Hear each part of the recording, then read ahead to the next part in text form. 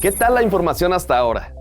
Hasta el momento hemos construido algoritmos en nuestra cabeza, hemos formulado la teoría de cómo se debe solucionar cada problema planteado, hemos analizado las posibles entradas, operaciones, decisiones y hasta respuestas, pero no hemos plasmado nada. Para poder crear algoritmos tenemos dos herramientas muy importantes: los pseudocódigos y los diagramas de flujo o flujogramas.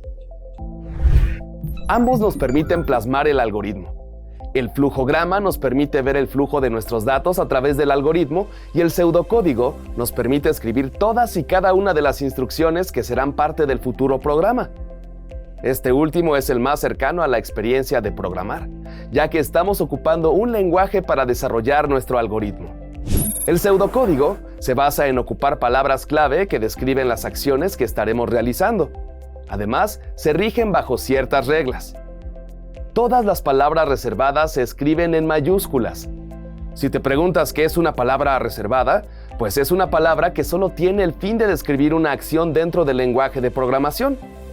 Por ejemplo, en JavaScript la palabra var permite crear una variable, pero si se ocupa la palabra var como nombre de variable, el lenguaje marcará un error, ya que se está ocupando una palabra reservada. Todo algoritmo tiene un inicio y un final. Recordemos que siguen el principio de los algoritmos de ser finitos y ordenados. Si se ocupan estructuras de control, las acciones que se realizan dentro de esas estructuras se escriben con una sangría, un tab. Tiene acciones de lectura, es decir, toma datos por defecto, que intuye proceden desde el teclado del usuario, y acciones de escritura, es decir, entrega mensajes por defecto en la pantalla del usuario. Recordemos que en los algoritmos hay entradas y salidas. Cada acción del algoritmo se debe escribir en una línea. Es decir, si el algoritmo marca 6 operaciones a realizar, se tendrán 6 instrucciones en el pseudocódigo. Hay palabras reservadas para describir las estructuras de control. Hay palabras clave para definir tipos de datos y estructuras de datos. Se pueden crear variables, las cuales permiten persistir valores a través del algoritmo. Hagamos un ejemplo para visualizar las reglas antes mencionadas. Tomemos el ejemplo de nuestro algoritmo que nos dice cuántas manzanas le tocan a cada persona del grupo. Así como el pseudocódigo trabaja con palabras clave, los diagramas de flujo también tienen reglas. Se ocupan símbolos para describir acciones dentro del algoritmo. Cada acción es definida por un símbolo en específico. Todos los símbolos están conectados entre sí. Al símbolo de inicio nunca le llegarán líneas. Tiene un inicio y un final. Veamos algunos de los símbolos de los diagramas de flujo. Inicio y fin. Procesos, entrada de datos, salida de datos, condición, flechas de dirección. Expliquemos cómo funciona nuestro diagrama de flujo utilizando el mismo algoritmo que hicimos con el pseudocódigo. Comenzamos dando inicio a nuestro flujo.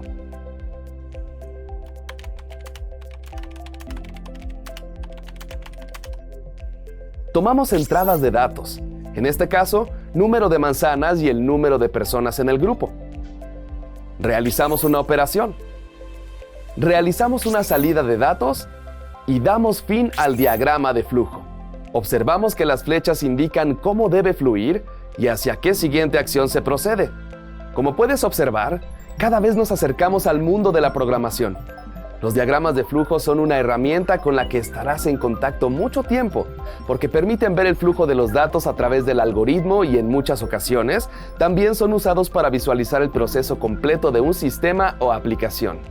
El pseudocódigo pasa a ser una herramienta que dejarás de usar poco a poco, pero créeme que en momentos en los que te encuentres con bloqueos, en los que no encuentres cómo solucionar algo, el pseudocódigo se hará presente para apoyarte en esos momentos.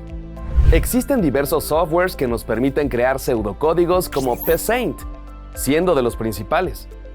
Para hacer diagramas de flujo puedes usar diagrams.net, que es una herramienta incluida dentro de tu cuenta Gmail. Bueno, ya estuvimos hablando de algoritmos mucho tiempo. Hablemos ahora de la programación, ese mundo donde interactúan las bases de datos, las aplicaciones, los hackers y hasta Neo. Para realizar programas necesitamos lenguajes. Por ejemplo, para comunicarte con alguna persona, necesitas palabras, oraciones y puedes hacer uso de diversos lenguajes como inglés, japonés, chilango o norteño. Bueno, de la misma manera te puedes comunicar con una máquina y decirle qué debe hacer para solucionar una problemática, y tal como lo hacemos con una persona, se pueden utilizar diversos lenguajes. Lenguajes hay muchos, y en la programación hay dos tipos, de bajo nivel y de alto nivel. La computadora comprende bajoseñales eléctricas que comúnmente se representan con un 1 y un 0, conocido como código binario. El 1 representa presencia de energía y el 0 ausencia de energía. Pero para nosotros sería muy complejo programar bajo ese lenguaje. Así que existen lenguajes que se acercan al funcionamiento de cómo la computadora ejecuta las acciones y los conoceremos como de bajo nivel. Son lenguajes que ya llevan bastante tiempo desde su creación y que aún hoy en día siguen siendo ocupados y hasta muy bien remunerados, ya que es difícil encontrar a alguien con esa expertise. El más común es el lenguaje ensamblador. Otro tipo son los lenguajes de alto nivel. Estos lenguajes son más afines a cómo el programador se comunicará.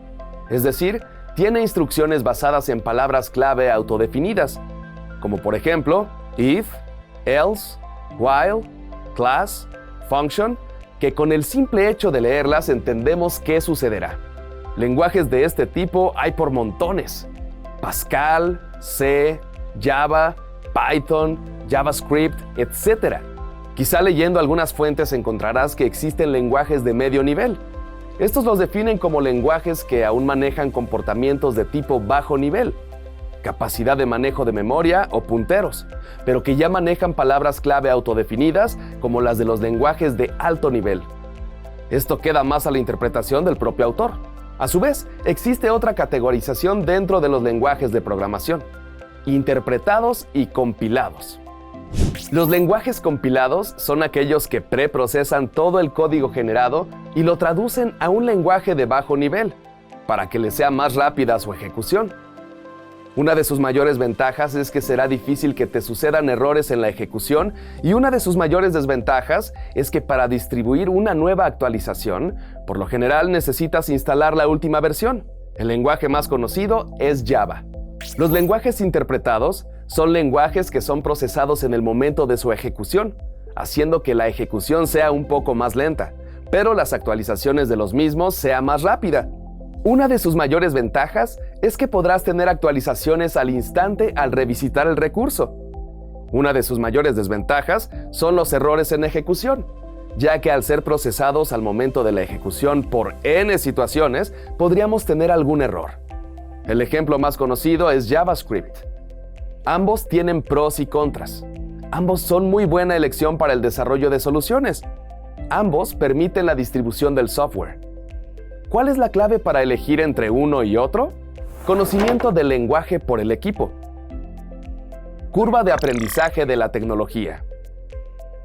Tipo de proyecto a realizar. Plataforma de ejecución de la solución. Presupuesto para el proyecto. Existen muchas áreas de la vida cotidiana donde estos lenguajes de programación son ocupados. Por ejemplo, todas las páginas y sitios de Internet están programados con JavaScript. Java está presente en muchos dispositivos y sigue siendo un lenguaje bastante ocupado para el desarrollo de sistemas y aplicaciones no solo de escritorio, sino también móviles y web. Python es uno de los lenguajes favoritos de la comunidad. Está inmerso en el área de análisis de datos, inteligencia artificial, videojuegos, hasta en funcionalidades propias de tu sistema operativo. PHP domina el mundo de la web. Se dice que aproximadamente el 70% de todos los sitios de Internet ocupan PHP. Facebook en sus inicios ocupó PHP para el desarrollo de la plataforma. Elegir un lenguaje de programación puede ser difícil, más si vas comenzando en este mundo. Así que no tengas miedo en preguntar. Infórmate viendo canales de programación en YouTube, acércate a las diferentes comunidades, verás que encontrarás la elección correcta. Bien, como ya vimos, los algoritmos que vayamos a desarrollar pueden llegar a ser muy básicos, desde el que soluciona la inscripción de una persona hasta completar un sistema de gestión de inventarios. Todo eso es posible. Nos llevará tiempo, pero lo lograremos. Lo importante aquí es analizar nuestra problemática a resolver. ¿Qué entradas y salidas obtendremos? ¿Qué operaciones se estarán realizando? Y también los posibles dispositivos por los cuales el usuario ocupará nuestro desarrollo. La ejecución de cualquier programa se hará tomando recursos del equipo donde se haga la ejecución. Es decir, tomará recursos como memoria RAM, que es aquella en donde residen todos los datos generados por cualquier programa y que no serán guardados en el disco duro. El procesador, aquel que realiza millones de cálculos matemáticos de cada una de las tareas que soliciten los diversos programas que están corriendo en la computadora. Cada cálculo realizado por el procesador y almacenado en la memoria RAM cuesta. Y si tu algoritmo hace o repite muchas ejecuciones, podrías ver reducido el performance de tu equipo. ¿No te ha pasado, por ejemplo, que al iniciar el sistema operativo de tu computadora puedes sentir que no inicia tan rápido como cuando la compraste? Eso es porque durante el uso que le has dado, has instalado programas. Y esos programas en ocasiones solicitan iniciarse junto con tu sistema operativo. Bueno, esa carga de programas, uno tras otro, solicitan cálculos para saber qué hacer o configurar ciertas herramientas que pueden ser ocupadas durante tu sesión. De la misma manera sucede con los algoritmos. Cada nuevo cálculo supone tiempo y recursos. Si alguno empieza a generar más y más, podría hacer que colapse el sistema por completo. Y estoy hablando de tu sistema operativo. Un ejemplo muy común es el anidar una estructura de control dentro de otra, o hasta tener 3 niveles de estructuras anidadas. Esto supone una carga increíble a los recursos de tu equipo y el equipo del usuario que use tu solución. Y es que no solo es el hecho de las estructuras anidadas, sino el conjunto de operaciones que se haga en cada una, duplicando o triplicando el uso de recursos de nuestro equipo. Para ayudarnos a saber qué tan complejo puede llegar a ser un algoritmo, existen diversas fórmulas, que por lo extenso y complejo del tema no podremos verlo, pero te invito a empezar con el libro Introducción al diseño y análisis de algoritmos, un enfoque estratégico. Ya que para cuando comiences a desarrollar algoritmos, querrás saber qué tan complejo y eficiente resultó. Otro tema que no tocaremos en este curso, pero que sé que te llamará la atención, son los tipos de algoritmos que existen para el desarrollo de soluciones, como por ejemplo, algoritmos de búsquedas o de ordenamiento, programación dinámica o algoritmos voraces. Temas que de alguna manera requieren más conocimientos que muy pronto adquirirás, pero si quieres ir comenzando a leer, puedes comenzar con el libro Grokking Algorithms. ¡Excelente! Hasta aquí hemos finalizado los temas. Sé que quizá muchas cosas son nuevas, pero es parte de la experiencia de tu aprendizaje.